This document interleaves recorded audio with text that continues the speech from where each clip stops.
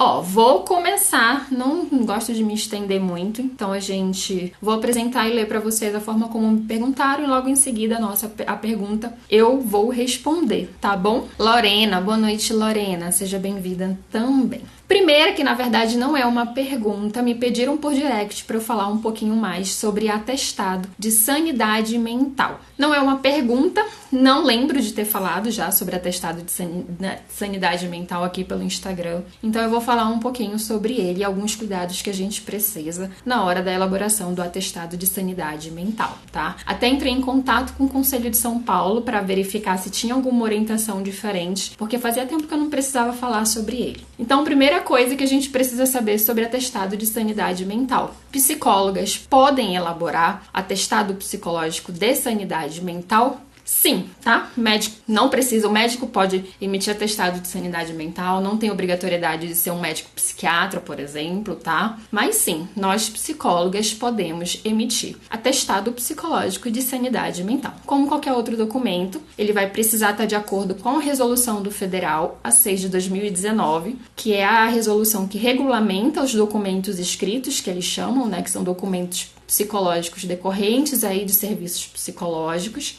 Então, a gente pode, sim, emitir atestado de sanidade mental. Mas a gente precisa ter alguns cuidados. Por quê? Primeiro, se a psicóloga vai emitir um atestado psicológico de sanidade mental, ela precisa saber o que é que ela está fazendo. Então, ela precisa saber por que emitiu o atestado de sanidade mental, para que ele serve, como é que funciona, qual é o trabalho que ela precisa fazer para emitir o atestado psicológico, tá? Mas pode. Então, qualquer psicóloga pode emitir atestado psicológico de sanidade mental, desde que tenha capacitação teórica e técnica para isso e saiba o que está fazendo, tá? Muito comum as pessoas chegarem para mim, por exemplo, vou usar o atestado de sanidade mental como exemplo. Marina, eu posso, como psicóloga, emitir um atestado de sanidade mental? Aí eu respondo, pode. Ela fala, mas como é que eu elaboro um atestado? E aí é que eu chamo o cuidado para vocês em relação a isso. Se chega uma demanda de trabalho e vocês não sabem o que fazer, têm até interesse em trabalhar com aquela demanda, mas não sabem o que aquilo significa, não sabem por onde começar, não sabem como vai fazer, não assume aquela responsabilidade profissional naquele momento. Se tem interesse em trabalhar com aquele tipo de demanda,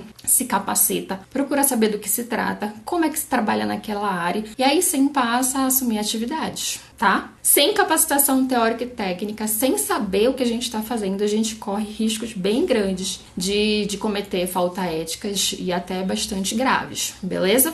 Segunda pergunta.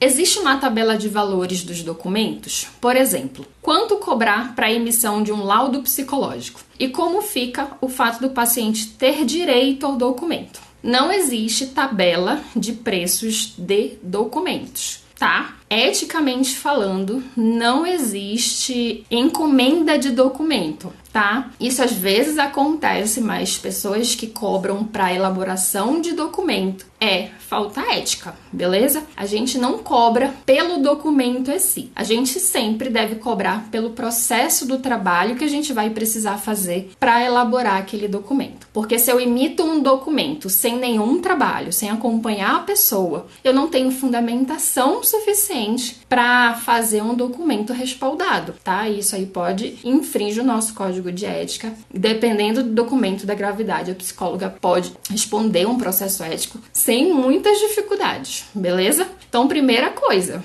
sempre que for fazer um trabalho, já fiz post sobre isso, eu falei do processo da avaliação da avaliação psicológica. A avaliação psicológica, se a pessoa avaliada solicitar o laudo psicológico desse processo de avaliação, ela vai ter direito. Então, a gente não vai poder jamais cobrar um preço pelo processo de avaliação psicológica. E aí, se ela me pede um laudo, tá, eu emito, mas por esse laudo eu vou te cobrar mais tanto. Isso é uma cobrança indevida, tá? No nosso código de ética. Tem lá previsto que a pessoa tem direito a documentos escritos que forem decorrente ali do trabalho que a gente fez. Então, primeira coisa, na hora de precificar um serviço meu, eu preciso levar em consideração não só o quanto eu tenho de experiência naquela área, não só o conhecimento, as minhas especializações, pós-graduação, se eu tenho um mestrado, não só isso, tá? Pegando, por exemplo, a avaliação psicológica. eu vou precisar levar em consideração antes de precificar. Como é que funciona a minha avaliação psicológica? Quantos encontros eu vou precisar para fazer aquela avaliação? Quantas horas cada encontro vai ter? Eu vou trabalhar só com a pessoa avaliada ou eu vou precisar ouvir outras pessoas além da pessoa avaliada? Que isso vai me demandar tempo, isso vai me demandar algumas horas a mais de trabalho,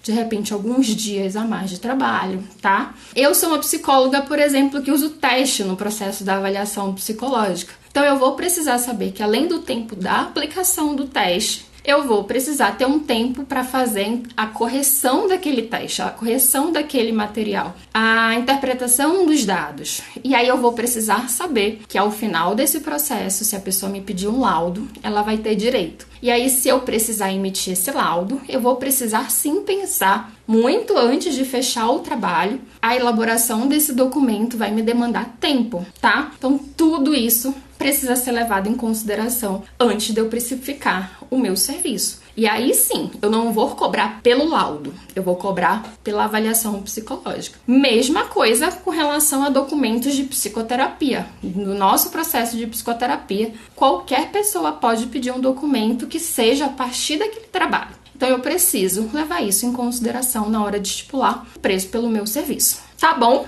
Código de ética está lá previsto como artigo 1º, deveres fundamentais da psicóloga, tá? Ó, Gal falou comigo, boa noite, Gal. Bruna entrou, boa noite. Rafaela, Martinho, Janaína, oi, Janaína e Tainara. Gente, qualquer dúvida do que eu estiver falando, se tiverem dúvidas novas, pode mandar para mim que a gente conversa na hora, tá bom? Terceira dúvida, sobre prontuário. Eu separei as informações pessoais do cliente, anamnese do primeiro atendimento, essas coisas, e um outro arquivo para o registro das sessões. Elas estão numa pasta só, mas em folhas separadas. Como deixo os prontuários registrados online em arquivos, a minha pergunta é saber se você acha mais indicado deixar num arquivo só as informações tipo da anamnese, num arquivo junto com os registros das sessões, colocando página, numerando as páginas e tudo. Ou não tem problema deixar separado as informações da anamnese e o registro das sessões, porque elas estão em uma pasta única, só em que arquivos separados nessa mesma pasta. Não sei se vocês entenderam a dúvida, eu entendi, essa foi uma dúvida de uma aluna minha, do meu curso do Descomplicando o Prontuário.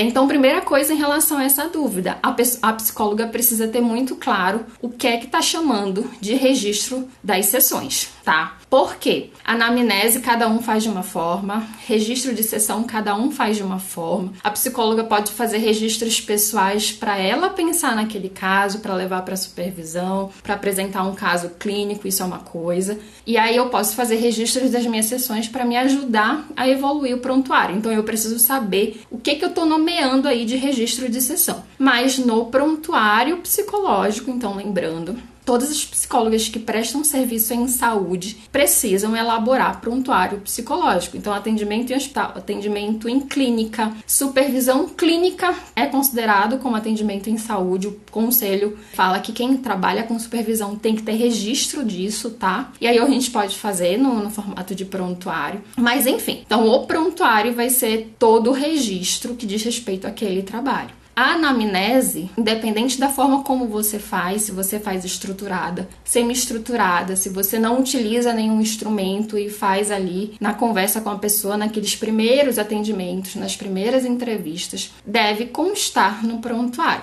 Então, se você faz uma anamnese, tem lá a entrevista da anamnese, a anamnese estruturada antecipadamente, né? Ela vai fazer parte do prontuário, tá? Então, pode fazer essa separação, mas lembrando que é tudo prontuário. Porque se a pessoa me pede cópia, me pede o acesso a esse documento, ao prontuário psicológico, ela vai ter acesso à anamnese e a evolução de cada atendimento, de cada trabalho, por mês, por sessão, como a psicóloga preferir. Então, eu preciso saber que a anamnese faz parte, tá? Assim como a identificação da pessoa, a identificação da psicóloga responsável pelo atendimento, a anamnese faz parte da evolução. Se eu faço a evolução, por exemplo, no registro apenas, eu, Marina, não trabalhava com anamnese estruturada. Eu não tinha. Tem gente que imprime algumas folhas com algumas perguntas que a pessoa vai respondendo, que a psicóloga vai fazendo, ela vai só complementando ali naquele registro. Então, se a gente faz isso, a gente precisa anexar uma cópia ou uma via desse documento no prontuário, tá? Ou deixar a via original mesmo lá. Se eu não faço anamnese dessa forma, mas faço anamnese nos atendimentos iniciais,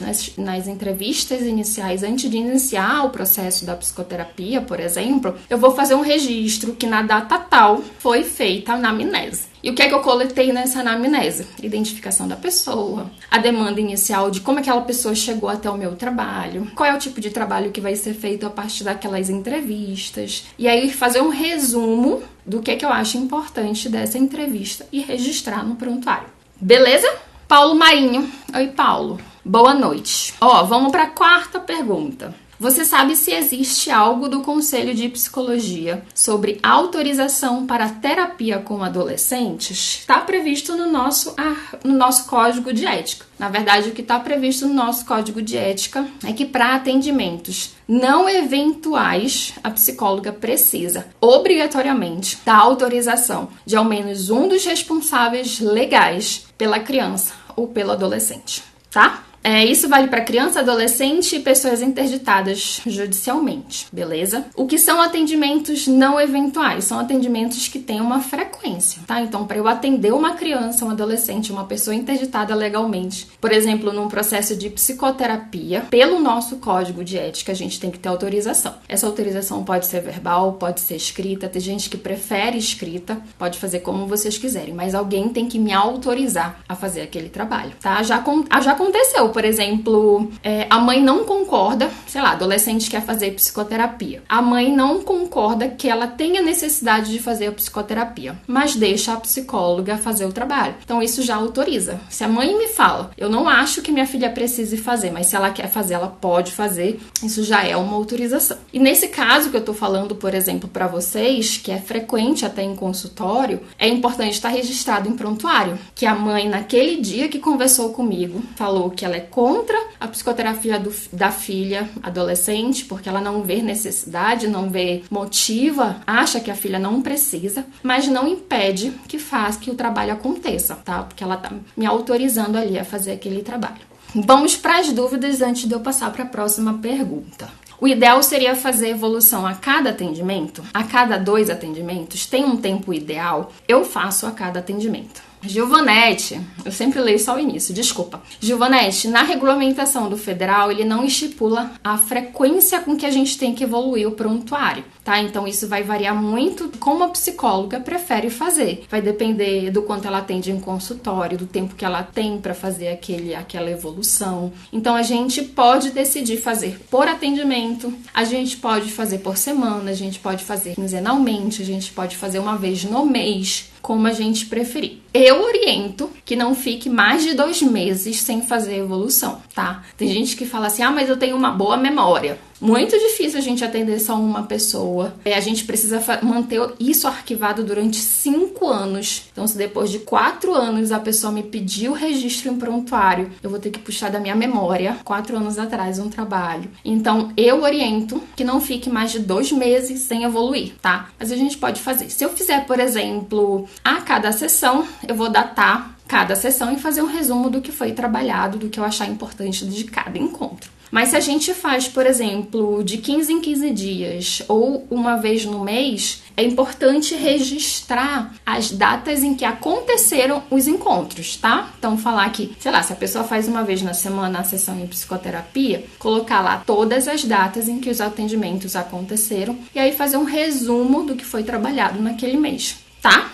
Isso fica a critério. A orientação de, no máximo, a cada 2 meses, fazer evolução. Eu até oriento. Tem muita gente que fala assim, mas às vezes o caso não evolui. Até a não evolução do trabalho deve ser registrado em prontuário. Porque se eu estou entendendo que aquele caso não está evoluindo, é importante eu registrar que, na minha visão, não está evoluindo e registrar o que me faz pensar, analisar aquilo como uma não evolução, tá? Então, até isso é importante estar registrado ali. Paulo. Marina, você poderia dissertar um pouco sobre o que a legislação diz sobre atendimento via Skype? Paulo, não existe regulamentação específica sobre Skype, tá? O que o Conselho Federal tem é uma regulamentação que define aí algumas regras, o que pode e o que não pode. Em relação ao atendimento, ele nem chama de atendimento online, ele fala que é o atendimento por meios de tecnologia de informação, que envolve aí Skype, envolve videoconferência, envolve até o uso de e-mail, tá? Então, tudo isso ele considera que são o uso de ferramentas praticamente online para a gente prestar o serviço em psicologia. Então, a gente pode fazer isso pela resolução atual. A gente pode até já prestar psicoterapia, que antes dessa nova resolução não era previsto na regulamentação, então as psicólogas não podiam trabalhar com a psicoterapia, agora já autoriza. Pode fazer supervisão, pode fazer orientação, pode fazer seleção pessoal. Então já tem muitas atividades aí que a gente pode fazer atendimento por Skype. O que eu oriento em relação a quem quer trabalhar com isso é pesquisar muito bem a ferramenta que vai utilizar, tá? Muita gente, eu não trabalho com atendimento em psicologia em Skype, eu dou muita aula de forma online, mas não faço o atendimento psicológico por Skype.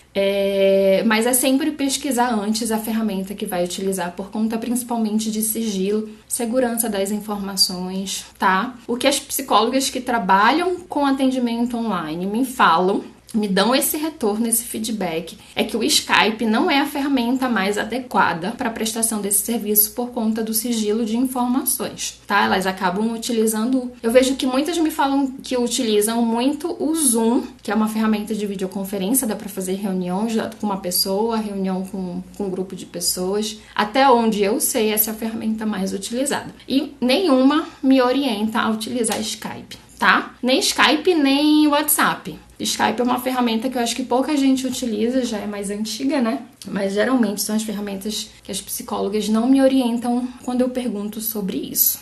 Mais dúvidas? Não. Vamos então para a próxima. Digam aí se eu respondi a dúvida de vocês, se ficou alguma outra coisa para eu falar, tá? Vamos então para a nossa quinta pergunta. Já me perguntaram, não é uma pergunta frequente, mas me perguntaram, então eu achei que vale a pena conversar com vocês sobre isso. Já me perguntaram se eu faço parte de algum grupo político do conselho, do sistema conselhos, né? De algum grupo político. E eu respondi que não, eu não faço parte da gestão política de nenhum conselho, nem do federal, nem do conselho aqui de São Paulo. O que acontece é que eu já fui funcionária, tá? Tem um ano que eu saí de lá do CRP, então eu fui funcionária fiscal do Conselho de São Paulo, do Conselho Regional de Psicologia aqui de São Paulo. Trabalhei lá durante 2 anos e eu era fiscal do Departamento de Orientação e Fiscalização. Então, boa parte. Na verdade, todo o meu conhecimento dessa área começou lá. Foi lá que eu tive o primeiro contato com essa área. Então, eu não faço parte, eu não sou conselheira, nem sou mais funcionária, tá? O que acontece é que eu ainda faço alguns trabalhos como colaboradora do conselho aqui de São Paulo. Então, eu decidi manter uma aproximação com eles. Então, às vezes, eu ainda presto alguns serviços como colaboradora, tá? Então, às vezes, eles precisam de gente para fiscalizar, eu componho a equipe, eu faço fiscalização de rotina, fiscalização de queixa, às vezes precisa convocar uma psicóloga para orientar presencialmente no conselho. Quando precisa eu também faço, então eu não sou mais funcionária, não sou conselheira e não faço parte da gestão política, tá? Eu tô lá como colaboradora. Próxima pergunta, 6ª pergunta. Em uma avaliação psicológica para aptidão para o trabalho, a pessoa não se encontra apta e foi reprovada. Ela entra com recurso para anular a seleção. Essa pessoa tem direito de acessar os testes que fez e todas as anotações da psicóloga? A resposta é: depende. As anotações pessoais da psicóloga, ela não tem direito de acesso, tá? O que é que a pessoa que passou por esse processo, para a psicóloga emitir um documento de aptidão, ela precisa fazer um processo de avaliação psicológica. O que a pessoa que tem direito é ao laudo psicológico dessa avaliação. No laudo psicológico, é um documento que está previsto na resolução do federal, resolução fresquinha, tá? Bem recente. Vai ter que ter toda a identificação, vai ter que ter todo o procedimento, vai ter que ter uma demanda de como é que começou aquele trabalho, por que foi feita a avaliação, vai ter que ter o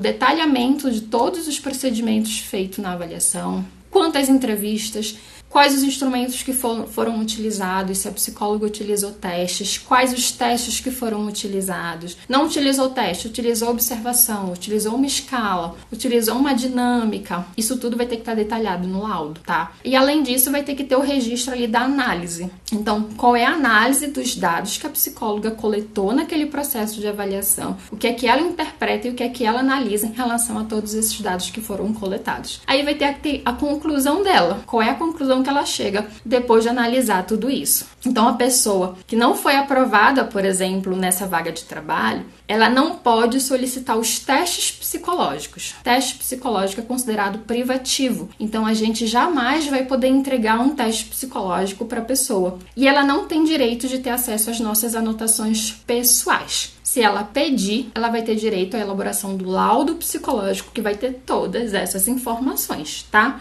O que às vezes pode acontecer? Se a pessoa falar assim, eu quero porque eu quero ver o teste, quero porque quero ver o que é que você analisou, como é que você interpretou, como é que você leu o teste. Eu jamais vou entregar o teste. Mas, se a pessoa insistir e falar, não, ok, eu posso pegar o teste psicológico, sentar com ela e falar, olha, o teste que você fez foi esse, tive o objetivo de avaliar tal aspecto psicológico, o seu resultado foi esse, os dados que eu coletei a partir desse teste foi esse, e a partir dos dados coletados eu fiz essa análise em cima do teste. Isso a gente pode fazer sem problema nenhum, mas eu não posso nem entregar o teste, ela não pode ir embora com o teste, ela não pode fotografar o teste, ela não pode xerocar o teste, tá? Que ela vai ter direito ao laudo psicológico, que vai ficar uma via do documento original com ela. E aí no laudo vai ter todos os testes que foram utilizados, o objetivo de cada teste, os dados coletados a partir de cada teste, qual foi a minha análise em cima dos dados coletados desses testes psicológicos. Tá bom? Eu sempre falo por aqui, não existe testagem psicológica, tá? Psicólogas que só utilizam teste psicológico não é avaliação psicológica, tá? A avaliação psicológica ela é construída por, no mínimo, 2 ferramentas de avaliação. Então, se a gente, num processo de avaliação, só aplica teste, isso não é considerado eticamente um processo de avaliação psicológica, tá? Dúvidas? Thaís. Boa noite, Marina. Boa noite, Thaís. Aproveitando o gancho sobre avaliação, posso emitir um relatório utilizando-se de alguns instrumentos psicológicos, ao invés de emitir um laudo, emitir o relatório? Thaís, vai depender muito do documento, vai depender do objetivo, vai depender do trabalho que você faz, tá? Pode, a gente tá previsto, até na resolução do federal, o laudo psicológico e o relatório psicológico. Mas os 2 documentos têm finalidades diferentes e têm informações diferentes, tá? Então vai depender muito do objetivo da emissão desse documento. Se você faz um processo de avaliação psicológica, e eu tô falando aqui, isso é uma coisa que eu questiono bastante no Conselho aqui de São Paulo, o que é que eles consideram um processo de avaliação psicológica, né? Então é um processo de avaliação com base na Resolução 9 de 2018 do Federal, tá? Então é um processo que tem começo, meio e fim, e a psicóloga tem o objetivo de investigar alguma coisa específica dentro daquele processo. Então, se eu faço esse processo, resumi muito geral aqui sobre avaliação psicológica, mas se eu faço esse processo, obrigatoriamente, se a pessoa me pedir um documento da avaliação, obrigatoriamente é o laudo psicológico, tá? Se eu faço outro trabalho, se eu faço um trabalho, por exemplo, de psicoterapia, dependendo do que ela precisar, eu posso fazer um relatório psicológico. Tá? Na resolução tem o relatório psicológico e tem o relatório multiprofissional. São 2 documentos. O que geralmente eu oriento? Dá uma olhada, geralmente quem me faz pergunta sobre documento é porque recebeu alguma demanda para elaborar algum tipo de documento. Primeiras coisas. Algumas coisas que a gente tem que ter em mente. Chegou um pedido por um documento. Eu preciso saber o que a pessoa vai fazer com aquele documento, qual é a finalidade, qual é o objetivo, o que ela espera desse documento. Eu preciso saber para onde ela vai levar esse documento. Eu preciso saber quais as informações que ela precisa que constem nesse documento, para eu poder pensar qual é o documento adequado, beleza? Muita gente pede relatório de atendimento. Sou eu, psicóloga, que preciso saber se o documento adequado realmente é um relatório. E como eu vou saber qual é o documento adequado? A partir do objetivo, a partir de para onde ela vai levar aquele documento, o que é que ela precisa de ter informação naquele documento, tá? Então pronto, eu já sei as respostas dessas perguntas. E eu preciso saber se o trabalho que eu fiz me dá embasamento suficiente para eu elaborar o documento que ela está me pedindo. Então, se eu já sei todas essas perguntas, vai lá na resolução do federal. Se não quiserem contratar uma supervisão comigo específica para análise do documento, mas é o que eu oriento. Vai lá na resolução do federal, olha todas as modalidades e vê qual é o documento que se adequa para o que foi te solicitado, tá? Cada documento da resolução tem uma finalidade específica. Então, como está previsto lá o relatório psicológico, o relatório multiprofissional, se a gente for emitir um documento com o título relatório psicológico, obrigatoriamente o documento vai ter que respeitar a estrutura que está prevista para o relatório psicológico na resolução. Beleza? Então, por exemplo, fez avaliação psicológica, não tem o que conversar, é laudo psicológico. Eu posso emitir, de repente a pessoa precisou de uma avaliação para um atestado. Aí eu também posso fazer, tá? Atestado psicológico decorrente de, por exemplo, avaliação para aptidão no caso de trabalho é atestado psicológico. Só vou poder emitir um atestado psicológico para essa finalidade se eu fizer um processo de avaliação psicológica. Mas, por exemplo, de um processo de psicoterapia, posso fazer um relatório? Posso, dependendo da quantidade de informações que eu precisar colocar. Posso. Eu costumo falar que relatório psicológico, laudo psicológico e o parecer psicológico, que são documentos previstos na resolução, são documentos complexos, são documentos mais elaborados e são documentos que têm muita informação. Então, dá uma olhada na estrutura. Se a estrutura do relatório psicológico previsto na resolução dá conta da demanda que tu precisa resolver ali, então é relatório. Se não dá conta, aí vai ter que elaborar outro documento, tá bom? Baixei aqui que eu vi mais pergunta. Marina, no caso eu trabalho em uma clínica particular e lá o prontuário é eletrônico e evolução. A anamnese eu faço físico. Tenho que anexar o prontuário eletrônico? Isso não tem obrigatoriedade de anexar ao eletrônico, tá? Mas isso vai precisar estar bem resolvido de como é que vocês vão arquivar isso. Vocês podem manter só o prontuário eletrônico, com toda a evolução, todo bonitinho. Pode manter um arquivo, uma pasta física para essa anamnese, sem problema nenhum. Se a pessoa atendida solicitar acesso a esse prontuário ou solicitar uma cópia do prontuário, quando forem entregar esse documento para ela, vão precisar lembrar que além do registro do prontuário eletrônico, essa anamnese faz parte do prontuário. Aí sim vai ter que juntar tudo e entregar tudo que ela tem direito. Então essa anamnese faz parte dessa evolução, entrega tudo para a pessoa. Mas se vocês conseguirem manter uma pasta física para o que está físico e o registro eletrônico, não tem problema. Se quiser digitalizar tudo, também pode digitalizar tudo. Tá? Se mantém a pasta física e o prontuário eletrônico, é muito importante, gente, que registre na evolução do prontuário eletrônico que no dia tal foi feito a anamnese e definir como é que foi essa anamnese. Se foi estruturada, se não foi estruturada, se foi a psicóloga que preencheu, se foi a pessoa que preencheu, como é que aconteceu. E aí falar que o documento está anexo ao prontuário. Beleza? Thaís, a minha demanda é de um paciente que está em psicoterapia e tem diagnóstico de TDAH. Estará sendo acompanhado por um novo neurologista e solicitou um relatório. Penso em fazer uma avaliação da atenção. Thaís, eu não consigo te falar realmente se é o relatório, se não é o relatório, porque vai depender muito do trabalho que tu tá fazendo com essa pessoa e qual é a finalidade desse documento. Deixa eu ver o que mais eu consigo te ajudar. Porque se é um documento pro neurologista e tu acompanha essa pessoa, tu vai precisar ter muito claro quais as informações que esse neurologista precisa. Então, o relatório psicológico, dá uma olhadinha na resolução. O relatório psicológico tem uma estrutura mínima que tem que ser obrigatoriamente seguida. Então, tu precisa analisar quais as informações que o médico precisa. E olha a estrutura do relatório que está previsto lá. O relatório ele é um documento com bastante informação sobre o nosso trabalho. Se o médico precisa de tudo isso de informação, dá uma olhada no documento. atende a quantidade de informação que tu precisa colocar nesse relatório, aí tu pode levar em consideração que provavelmente tu vai emitir um relatório psicológico, tá? Mas se ele quer informações mais enxutas, relatório é um documento muito complexo, com muita informação. Se ele não precisa ter acesso a todas as informações que constam lá na estrutura do relatório, é possível a gente fazer um documento mais enxuto, tá? Relatório psicológico geralmente tem mais de uma lauda, por exemplo. E dependendo da quantidade de informação que ele quer, eu posso fazer numa lauda só, tá? Então vai depender da quantidade de informação, o que é que ele vai fazer com essas informações nesse documento, como é que ele vai utilizar esse documento e o que é que ele realmente precisa para te conseguir definir se o relatório é ou não o documento mais adequado, beleza?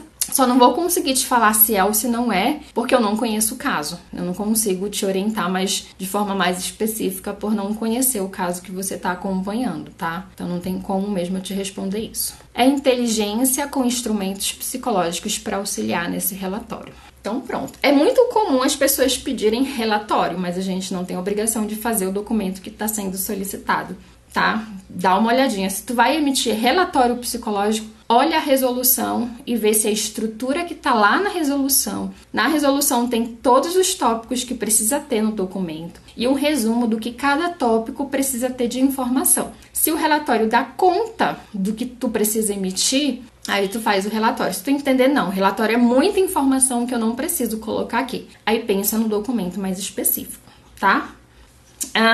Próxima, estamos acabando, já deu meia hora, mas eu vou finalizar as nossas perguntas, tá? Vou completar as 10. Posso? Respondam aí pra mim se eu posso. Ainda tem mais 4, gente. Tem mais... Posso, não posso, posso, não posso. Respondam, falam comigo. Senão eu encerro. Vou continuando. Se vocês quiserem que eu encerre, aí eu encerro, tá? Se vocês falarem pode continuar, eu faço todas as perguntas. De modo geral, o que se deve... Essa é a 7ª. De modo geral, o que se deve levar em consideração na hora do registro em prontuário? Essa é uma pergunta que me chega quase que diariamente, gente. Não existe certo e errado na hora de pensar na evolução do prontuário, tá? Na resolução do Conselho Federal, é a 1 de 2009, que regulamenta prontuário psicológico, tem a estrutura mínima que a gente não pode deixar de registrar no prontuário psicológico. Então, a gente não pode colocar menos do que aqueles tópicos previstos na resolução. Mas o que eu, psicóloga, vou evoluir em cada evolução vai depender da análise da psicóloga, beleza? Porque eu geralmente falo assim, são informações importantes sobre aquele trabalho. Então, a gente precisa sempre pensar que o prontuário psicológico, ele é de direito da pessoa atendida, tá? Claro que aí eu consigo, a partir da minha prática, eu consigo ver e trabalhar com o prontuário de outras formas, inclusive ao meu favor. Consigo utilizar como respaldo, eu consigo utilizar o prontuário para analisar o caso, para tentar ver a evolução do caso, se tem evolução, se não tem evolução a partir do prontuário. Mas, de modo geral, prontuário é de direito do usuário. Então, eu preciso pensar que se a pessoa me pedir aquele documento, ela vai precisar ler e entender o que é que foi feito com ela. Então, sempre pensar a partir disso, sempre pensar o que é relevante registrar sobre aquele trabalho, sempre ter em mente quem são as pessoas que vão poder ter acesso àquele prontuário. No caso de pessoa atendida adulta, é a pessoa adulta que tem direito àquele prontuário. Mas no caso de criança, adolescente, pessoas interditadas judicialmente, os responsáveis legais também têm direito de ter acesso àquele prontuário. Então eu vou precisar pensar, porque todas as informações que estão no prontuário, as pessoas que têm direito àquele documento vão ter acesso. Então, isso tudo eu preciso ter em mente. Mas, de modo geral, o que é que tenho que levar em consideração na hora de fazer o registro?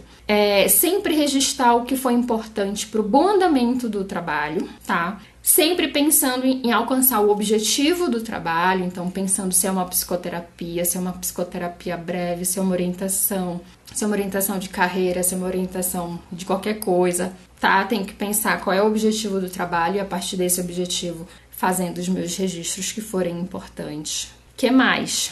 E sempre o estritamente necessário, tá? Prontuário não é uma página, 2 páginas de prontuário. É um resumo, é uma síntese. Aquelas informações que eu achar importantes, que me chamarem a atenção, que eu achar que devem ser registradas, registro. Uma prova para vocês de que não existe certo e errado.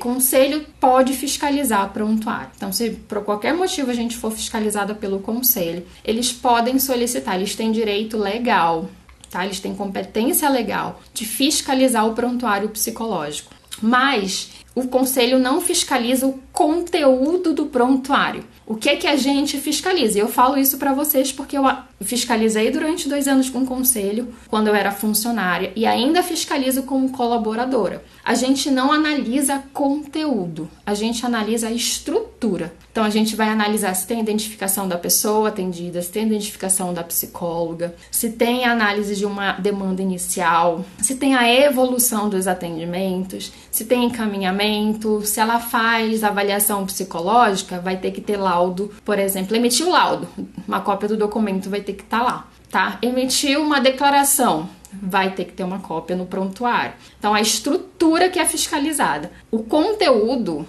que tem em cada evolução a gente não fiscaliza. Então, não existe certo e errado. O que a psicóloga pensar que é importante, vale a pena estar registrado no prontuário. 8ª pergunta. Quem pode solicitar um documento psicológico? Muita gente me pergunta isso quase que todo dia também. E eu falo, qualquer pessoa pode solicitar pra gente um documento. Mas nós não somos obrigadas a emitir o documento que está sendo solicitado e não somos obrigadas a entregar a qualquer pessoa, tá? De modo geral, quem tem direito de solicitar o documento? A pessoa atendida ou os responsáveis legais, tá bom? Médico solicitou o documento, eu sou obrigada a fazer para o médico? Não. A escola me solicitou um documento, eu sou obrigada a entregar documento diretamente para a escola? Não, mas se a família, responsáveis legais, ou a pessoa adulta que foi atendida me solicitar um documento, eu preciso de um documento do atendimento porque eu tô,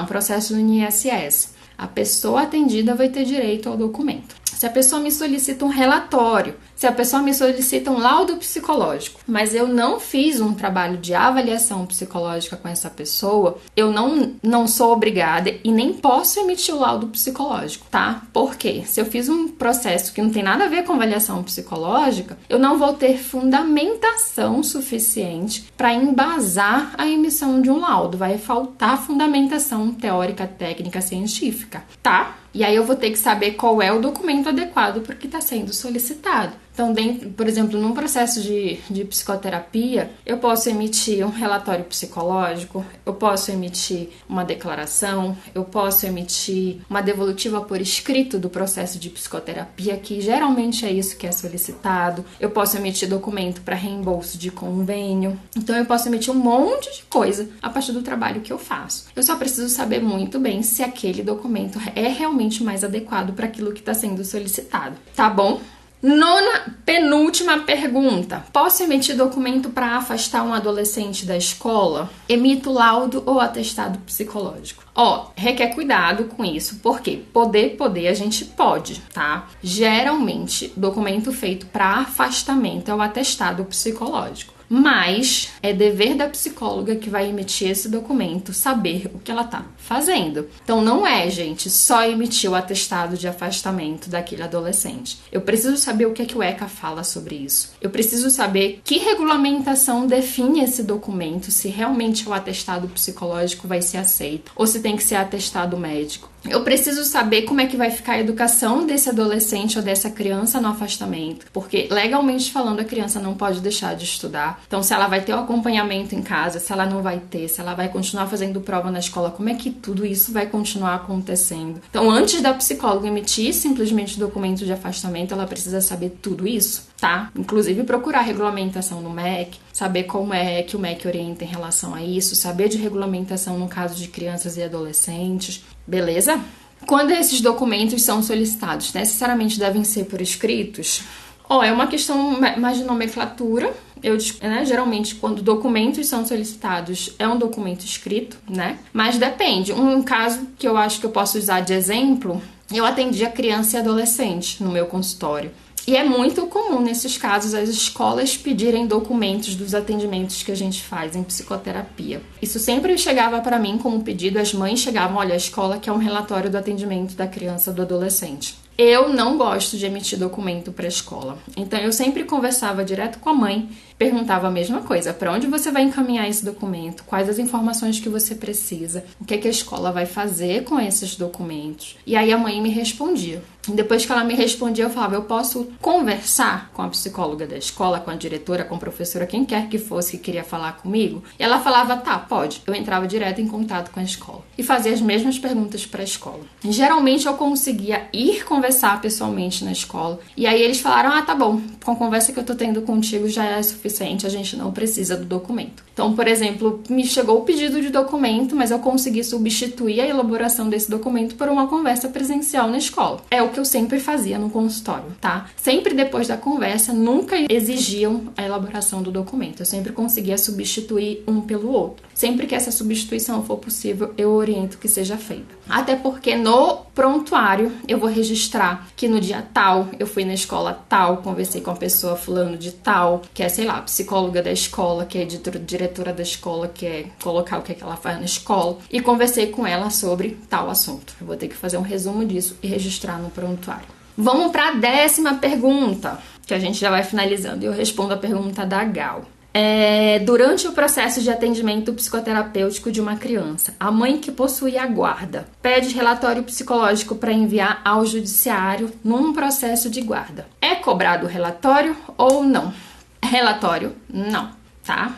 Documento a gente não faz por encomenda. A pessoa vai ter direito a um documento do trabalho que está sendo feito com essa criança. Mas, gente, sempre que envolve processos judiciais, seja processo de guarda ou qualquer outro tipo de processo na justiça, tem que ter muito cuidado. O processo de guarda geralmente é muito problemático para psicólogas que trabalham com a psicoterapia. Por quê? Não temos o papel nem a função de produzir nenhum tipo de prova. Não é a psicoterapeuta que num documento vai falar: seu juiz, a criança tem que ficar com o pai ou com a mãe. Isso é muito, muito complicado. E um documento mal elaborado, nesses casos, facilmente dá processo ético, tá? Não é papel da psicoterapeuta produzir esse tipo de documento. Então vai ter que ter um cuidado maior ainda para saber muito bem como é que esse documento vai ser feito. Porque eu já sei de antemão que é um documento que vai para um processo de guarda, tá? Não é papel da psicóloga, psicoterapeuta, definir se é melhor ela ficar com o pai, se é melhor ela ficar com a mãe, porque isso vai ser decisão do juiz. Tá bom? Não produzimos prova como psicoterapeutas. Não posso fazer um documento se o objetivo, o advogado vai utilizar aquele documento como prova. A gente não pode fazer isso, tá bom? E nesses documentos, geralmente, são feitas esses tipos de alegação, que fulano faz tal coisa e por isso que é melhor ficar com ciclano. É muito complicado a gente fazer uma alegação num documento desse, e às vezes a psicóloga nunca falou com esse pai, falou: não, a criança não pode ficar com esse pai por conta disso, disso, isso. A psicóloga nunca viu. Ela dificilmente vai ter fundamentação suficiente para sustentar um documento desse. Então esse é um documento muito delicado. Sempre que envolver documentos em relação a processos judiciais, procurem ajuda na hora de elaborar esse documento, tá bom? E não, nunca cobrem por documentos específicos. É sempre pelo processo do trabalho. Marina, como é a questão de CID no prontuário ou evolução? É obrigatório? Não é obrigatório, Gal. Não está previsto na resolução, então não é obrigatório. Se a psicóloga trabalha com CID, ela pode colocar, tá? É muito comum quem trabalha, por exemplo, coisa que eu fazia. Eu saí do consultório, eu ainda fazia atendimento por plano de saúde. É uma conversa à parte, que não vem ao caso. Eu fazia atendimentos particulares, mas em alguns casos eu aceitava atender por plano de saúde. E aí, no plano de saúde, pela questão do ato médico, tinha que vir com encaminhamento médico. Geralmente, no encaminhamento médico vinha um CID, e esse CID geralmente a gente tem que... Geralmente não, obrigatoriamente a gente precisa colocar na guia do convênio de saúde. Eu, Marina, não trabalhava com CID, então isso sempre era uma questão que eu trabalhava com os pacientes que eu atendia, porque era um CID dado por um médico que eu não conhecia, que eu não sabia nem de onde era, que eu precisava colocar no documento. Então, primeira coisa, concordo ou não concordo com esse CID? Se eu concordar, posso utilizar na guia sem problema nenhum. Mas como isso vai estar anexado no prontuário, encaminhamento médico, deixava no meu prontuário, informações sobre o plano de saúde da pessoa que atendia, tava tudo bonitinho no meu prontuário. Então eu colocava lá a informação de que aquele CID tinha sido dado pelo médico e não por mim, tá? E se às vezes eu precisasse conversar com a pessoa sobre aquele CID, porque no meu consultório eu não trabalhava com diagnóstico, eu fazia um atendimento só pra gente trabalhar a relação do CID com a pessoa com diagnóstico, que acontecia ali, e fazia um registro daquilo no meu prontuário, tá? No caso de hipótese diagnóstica, a gente pode colocar no prontuário, não é obrigatório, mas pode colocar sim. A minha orientação é sempre que se vai colocar uma hipótese diagnóstica no prontuário, que seja trabalhado com a pessoa atendida, tá? Porque se a gente coloca uma hipótese diagnóstica ali e a pessoa pede o documento, ela não pode se assustar, tá? Ela tem que saber por que aquela hipótese diagnóstica tá ali. Então já foi previamente trabalhada com ela no atendimento, na sessão, e ela vai entender por que foi registrada ali. Beleza? Tipo, a gente sabe o que é uma hipótese diagnóstica, a pessoa atendida também precisa saber o que significa. Mas é opcional, tá bom? Gente, passei do meu horário, mas adorei, vocês fizeram bastante pergunta. Se tem mais alguma coisa que ficou de dúvida, mandem pra mim por direct. Dependendo da quantidade de dúvidas, a gente pode até pensar numa próxima live, tá bom? Muito obrigada pela participação, gostei, foi bem melhor do que da semana passada. Boa noite pra vocês. Beijo. Rafael, beijo. Muito obrigada pra vocês também, gente.